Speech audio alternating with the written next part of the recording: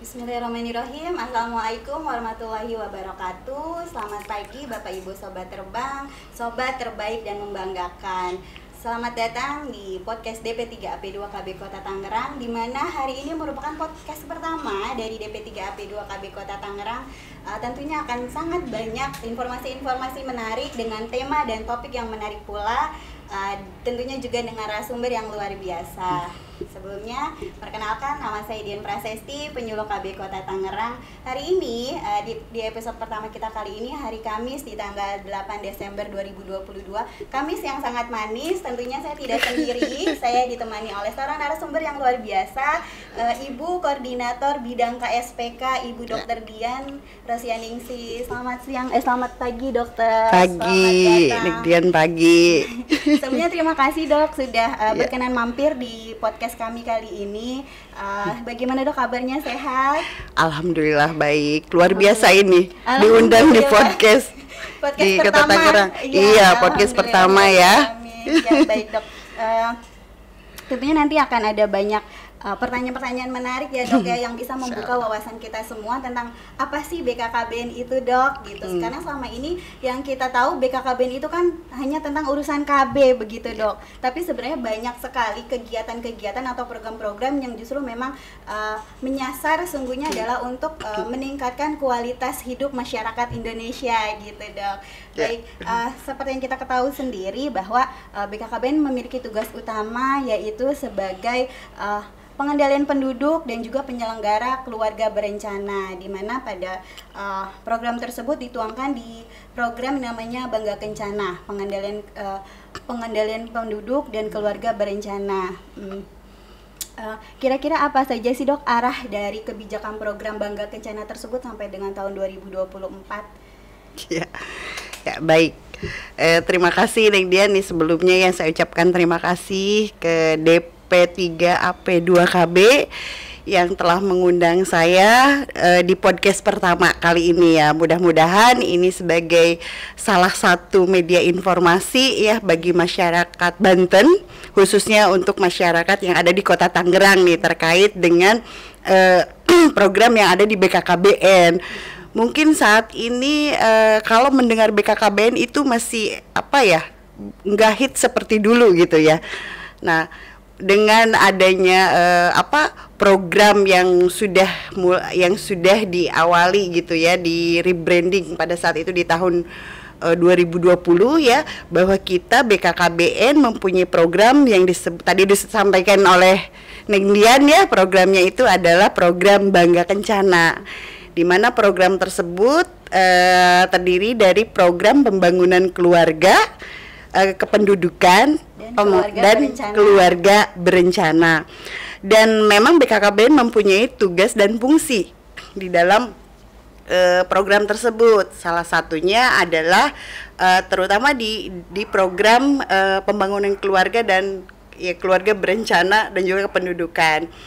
Di antaranya fungsi yang memang saat ini di keluarga berencana, yang pertama yaitu penurunan TFR ya, total fertility rate. Kemudian peningkatan MCVR ya, di mana masyarakat itu diharapkan untuk mengikuti salah satu atau menjadi peserta keluarga berencana ya. Kemudian penurunan unmet need. Unmet need itu adalah di mana kita ketahui bahwa memang jumlah unmet need di Provinsi Banten, terkhusus di Kota Tangerang sendiri, masih relatif tinggi. Unmet need itu apa sih? Unmet need itu adalah pasangan usia subur yang seharusnya ber-KB, tetapi dia tidak menggunakan alat kontrasepsi dengan alasan tertentu. Apa alasannya? Karena ada ingin anak ditunda dan tidak ingin anak lagi ya. Selain program KB tersebut juga program pembangunan keluarga ya, di mana kita menyasar memang dari mulai anak calon pengantin ya sampai dengan keluarga yang mempunyai lansia ya di situ. kita sudah banyak intervensi terkait dari remaja. Kita punya kelompok PIK remaja, ya, PIK remaja. Di mana outcome dari PIK remaja itu adalah generasi berencana, seperti itu. Kemudian kita juga punya program 1000 hari pertama kehidupan, ya. Dan juga program lain itu kelompok kegiatan selain tadi PIK remaja juga ada kelompok Tribina. Ya, ya, bina keluarga remaja, bina keluarga balita, dan bina keluarga lansia. Jadi tiga poktan, betul. Jadi itu adalah yang disasarnya adalah keluarga-keluarga yang mempunyai balita, mempunyai remaja, dan juga mempunyai lansia, seperti itu. Selain itu juga, selain program Bangga Kencana, kita diamanahkan oleh Bapak Presiden, ya, Bapak Presiden, melalui Perpres 72 tahun 2021 bahwa BKKBN saat ini diberi tugas sebagai koordinator, ya, koordinator percepatan penurunan stunting. Itu karena kita ketahui stunting di Provinsi Banten saat ini cukup lumayan masih tinggi, ya, berdasarkan SSGI tahun 2021 itu angkanya masih di angka 24,5%. Ya, dengan harapan angka stunting ini di tahun 2024 itu bisa turun sampai dengan 14%. Baik, dokter. Berarti memang program Bangga Kencana ini sungguhnya banyak banget ya, dok, ya, mulai dari penurunan angka kelahiran, juga peningkatan kesertaan ber-KB dan sebagainya. Nah, yang menarik nih, dok, tadi dokter sampaikan adalah penurunan percepatan angka stunting, percepatan penurunan stunting. Sebenarnya apa sih, dok, untuk program percepatan stunting tersebut? Baik. Ya, terkait dengan program tersebut sebenarnya kan BKKBN dari program-program yang dilakukan oleh BKKBN itu sudah mengarah ke sana, ya, sudah mengarah ke program penurunan stunting.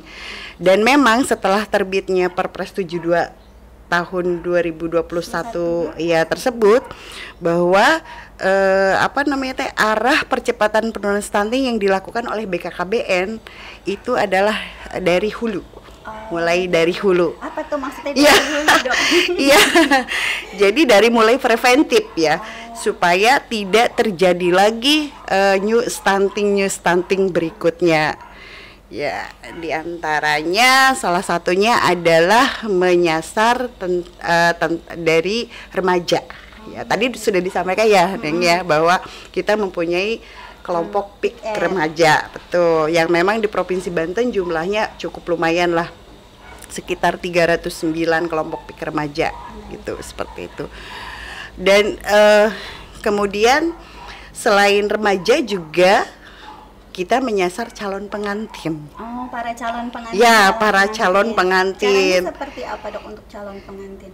Harapannya mereka si calon pengantin itu 3 bulan sebelum menikah itu mereka bisa melakukan pemeriksaan kesehatan, bisa melakukan pemeriksaan kesehatan melalui, memang kita di BKKBN itu sudah mengeluarkan ada yang disebut dengan aplikasi. Berupa aplikasi. Berupa aplikasi, ya, yaitu aplikasinya aplikasi LC-Mil. LC-Mil. LC-Mil. Panjangan dari elektronik siap nikah dan hamil. Jadi untuk para catin kalau seandainya sudah mau mempersiapkan pernikahan 3 bulan sebelum diharapkan bisa mendownload aplikasi LC-Mil tersebut, betul, ya.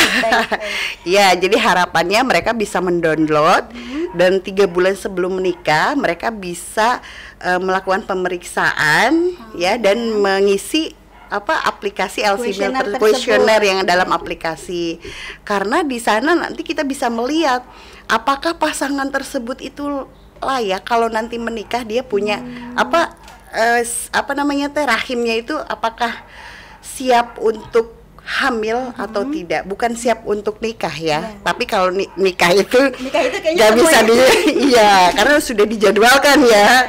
Tapi untuk memeriksa apakah ketika mereka menikah dan hamil, apakah berisiko atau tidak. Oh, Beresiko apa? Beresiko anak yang dilahirkannya stunting atau tidak. Nah, untuk itu ada kuesioner tuh yang harus diisi di dalam aplikasi LC-Meal. Di antaranya nih ada ringkar lengan, gitu, lila ya, itu kan anak remaja calon pengantin wanita minimal 23,5. Betul. Kemudian kadar hemoglobinnya juga kan minimal 11,5 sampai 12. Nah, seperti itu. Jadi nanti hasilnya adalah rekomendasi bahwa pasangan tersebut kalau menikah dengan hasilnya misalkan ideal, berarti mereka ketika hamil insya Allah anak yang dilahirkannya tidak beresiko stunting. Oh, seperti jadi lebih ke status gizi si calon Betul, pengantin tersebut betul, ya. betul. Baik. Berarti memang diperlukan adanya kekompakan dari Ya. seluruh lintas sektor maupun mitra Betul. secara terintegrasi seperti Ya. itu ya Dok ya, supaya apa yang diharapkan bisa menghasilkan output yang maksimal. Betul. Seperti tadi angka stunting turun sampai 14%, Betul. bahkan sampai 0% Iya. harapannya ya Dok ya. Amin. Harapannya sih zero new stunting. Oh, zero new stunting. Iya, jadi tidak terjadi lagi stunting baru gitu. Tidak ada stunting Iya, baru makanya lagi. betul, makanya kita mencoba menyasar melalui program dari hulu, tadi dari remaja, catin ya. Kemudian ada melalui kelompok Tribina, kita ada sosialisasi 1000 HPK kan, seperti itu.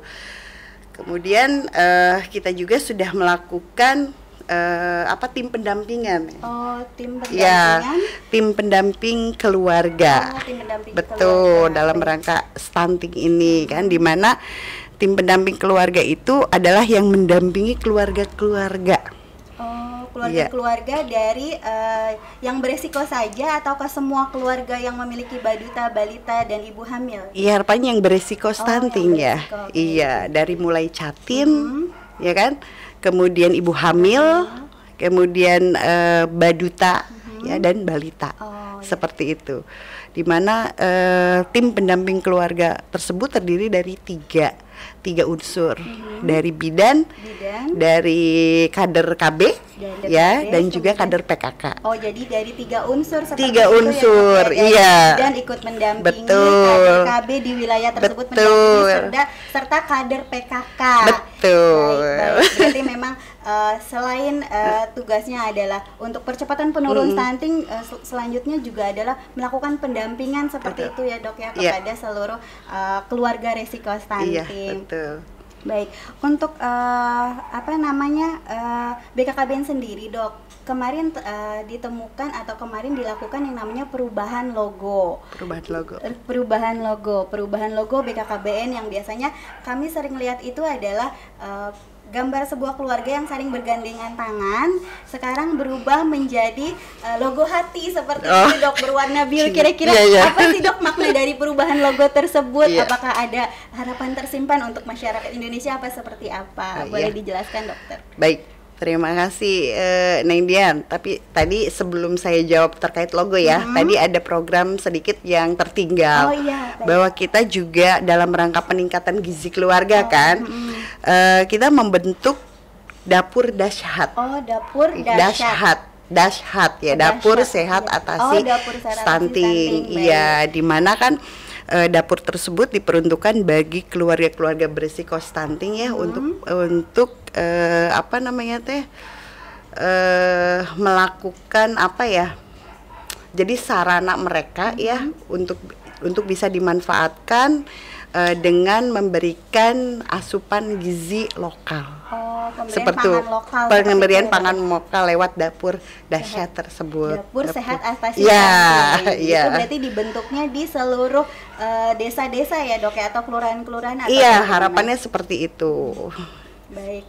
Berarti memang banyak sekali program-programnya, termasuk adalah pembentukan dapur sehat atasi stunting yang memang dipelopori juga oleh nanti dengan pendamping keluarga itu juga mungkin ya Dok. Betul. Dan ada juga program Bapak Asuh Anak Stunting itu. Iya, di mana Bapak Asuh Anak Stunting itu kan nantinya akan berkolaborasi dengan dapur sehat dalam upaya untuk memberikan makanan bergizi ke keluarga yang berisiko stunting. Memang saat ini sih baru anak baduta ya, baduta balita. Tapi harapannya dapur sehat itu sasarannya tidak hanya anak-anak tersebut gitu ya, tapi juga bisa calon pengantin atau ibu hamil seperti itu. Ada dapurnya, ada bapaknya Betul. juga, yang masak ibu-ibunya, Iya. para balitanya. Bener. Menarik sekali dokter. Iya. Kembali lagi ke tadi dok, mengenai Iya. logo. Logo, ya. Kira-kira apa sih makna logo tersebut dokter? Baik. Jadi logo BKKBN memang sudah mengalami rebranding ya, mengalami rebranding. Dan memang kenapa di rebranding, karena memang pengen lebih dekat ke generasi milenial Indonesia ya. Kalau dulu mah generasi apa namanya ya Neng Dian? Dulu kayaknya generasi kolonial. Kolonial. Kalau Ya, sekarang sekarang milenial, bahkan ke zilenial ya. Iya, betul. Ya, ke zilenial. Di mana simbol atau logo baru tersebut itu simbolnya tak terbatas ya, tak terbatas. Kemudian ada simbol merangkul cinta seperti itu ya, dan juga kupu-kupu. Ya, jadi kupu-kupu dan didominasi oleh warna biru. Warna Coba lihat, ada nggak yang warna biru simbolnya? Saya ada warna biru. Jadi Ya, ada nggak? merangkulnya juga. Betul, ya dok, ya? jadi seperti merangkul tuh ada simbol warna biru. Oke, baik. Ya. Kemudian- Kalau yang kami lihat kan bentuknya kan kirain hati aja ya, Riak. Ya. Ternyata banyak sekali perpaduan dari elemen-elemen seperti tadi kupu-kupu, Iya, hati, merangkul. Ada merangkul. lagi selain itu dok kira-kira? Ada sih di sini ada, jadi ada 4 di sana ya. Ada 4 elemen yang menggambarkan bahwa yang logo pertama itu menggambarkan bahwa BKKBN itu selalu berusaha untuk merangkul, memfasilitasi dan menjadi partner dalam setiap perencanaan yang dilakukan oleh keluarga dan masyarakat, baik dari anak-anak sampai dewasa. Seperti itu ya kan. Kemudian yang kedua, logo yang kedua itu adalah lambang cinta. Lambang cinta, Love. Hati ya, hati.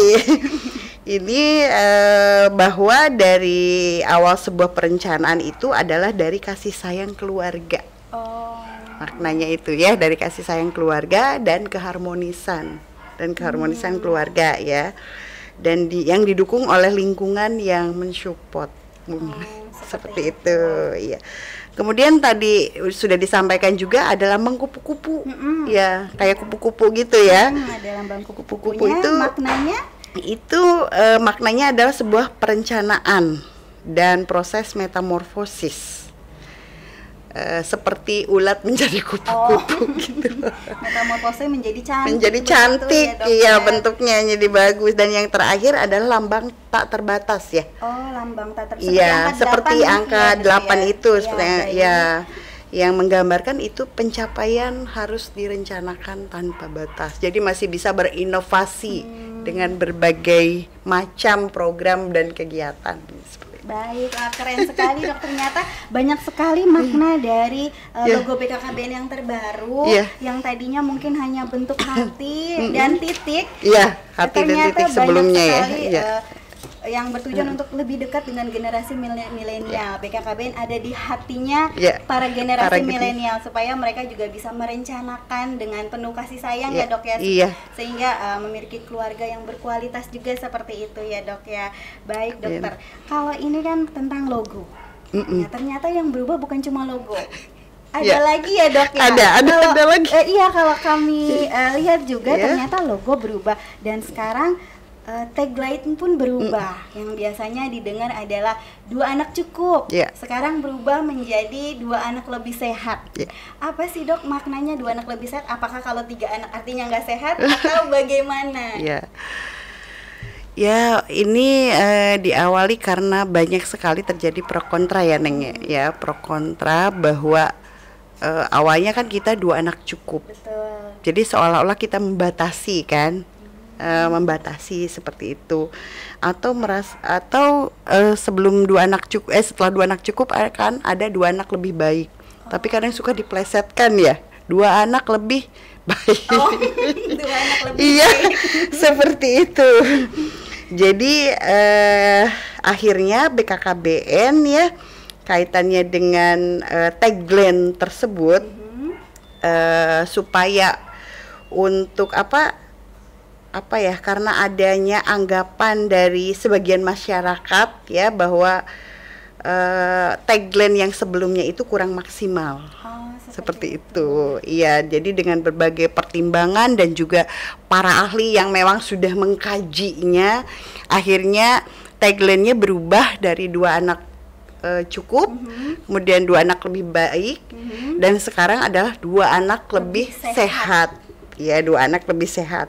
Ini memang berdasarkan kajian-kajian yang dilakukan seperti itu, dan hasil dari kajian tersebut bahwa ketika anak-anak muda nanti mengatakan berencana itu keren, maka hal itu sudah mensukseskan program kehamilan yang direncanakan. Jadi tagline tersebut itu harapannya itu bisa semua kehamilan direncanakan. Diharapkan tidak ada kehamilan yang tidak diinginkan. Ya, seperti itu. Iya. Memang ada kaitannya jumlah anak dengan kejadian mortalitas ibu yang baik. Betul. Berkaitan erat dengan kesehatan keluarga. Ya, betul. Ya, semoga keluarga Indonesia memiliki perencanaan kehamilan yang matang dan baik sehingga bisa mewujudkan keluarga kecil yang berkualitas. Ya, begitu. Seperti itu, betul. Baik, berarti memang sangat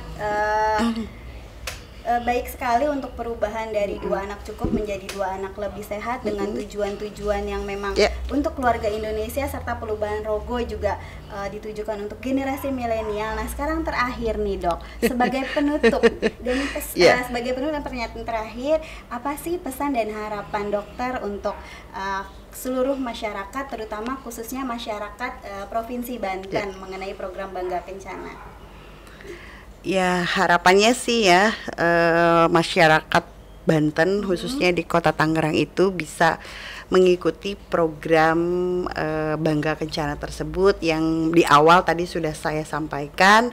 Selain memang untuk pengendalian penduduk ya, pengendalian kelahiran dan juga untuk peningkatan kualitas keluarga, seperti itu. Jadi diharapkan nanti keluarganya bisa berkualitas, kemudian penduduknya bisa tumbuh seimbang ya, sehingga bisa menciptakan masyarakat yang mandiri, berdaulat, dan berpribadian yang bergotong royong juga ya gitu. Dan juga ini karena kita akan mencapai bonus titik, mudah-mudahan kita bisa mencapai titik bonus demografi, sehingga struktur penduduk itu harus bisa dipertahankan, terutama struktur yang usia remaja dan reproduksi ya, seperti itu. Selain itu juga tadi disampaikan bahwa karena kita mendapatkan amanat baru itu berdasarkan Perpres 72 terkait dengan percepatan penurunan stunting, bahwa kita diharapkan di tahun 2024 bisa turun angka stuntingnya sampai dengan 14%. Iya. Ya, mungkin itu. Ya. Menarik sekali dokter. Obrolan kita pagi ini sebenarnya masih banyak sekali hal-hal yang ingin saya tanyakan ke dokter, tapi sayangnya kita sudah sampai di penghujung episode. Oh gitu ya. Iya dokter. Selesai ya. Ternyata banyak sekali yang dilakukan, intervensi dan implementasi yang dilakukan oleh jajaran BKKBN Provinsi Banten demi mewujudkan masyarakat yang sejahtera, mandiri, dan berdaya saing. Terima kasih dokter atas penjelasannya, sangat lengkap sekali, membuka pengetahuan kita, pikiran kita bahwa tadi seperti tadi BKKBN tidak hanya tentang KB, dan KB, tapi juga bagaimana meningkatkan kualitas keluarga di Indonesia. Sukses selalu dokter. Sama-sama. Amin. Semoga selalu diberi kelancaran dan kemudahan dalam aktivitas. Selamat bertugas kembali. Baik, sobat terbang. Rasanya senang sekali memandu acara podcast kita kali ini. Akan ada lagi banyak episode-episode menarik berikutnya. Terus saksikan podcast DP3AP2KB Kota Tangerang. Jangan lupa follow IG UPTKB dan juga IG DP3AP2KB Kota Tangerang. Dokter, boleh nanti kita sama-sama berencana itu keren ya dok ya. Jadilah generasi yang berencana karena cegah stunting itu keren. Berencana itu keren. Sampai jumpa. Assalamualaikum warahmatullahi wabarakatuh.